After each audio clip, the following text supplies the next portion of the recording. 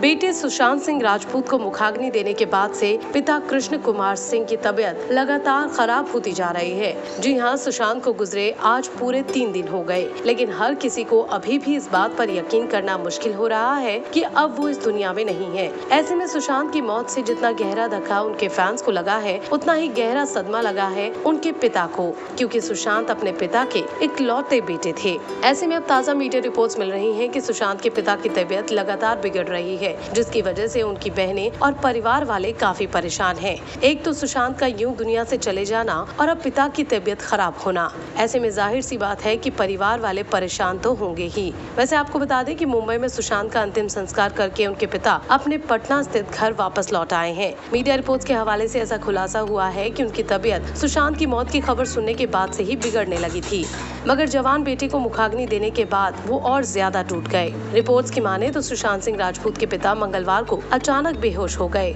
जिसके बाद उन्हें पटना भेज दिया गया। पटना पहुंचने के बाद भी उनकी तबीयत में कुछ खास सुधार नहीं हुआ।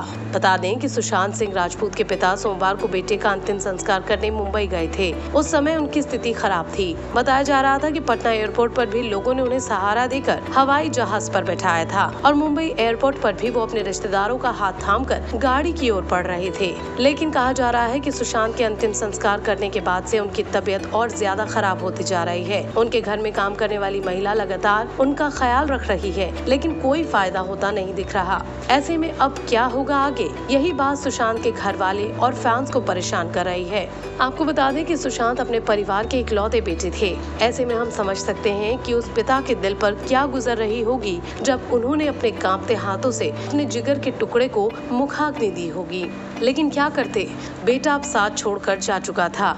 उसके मृतदेह को पंचतत्व में विलीन करना जरूरी था।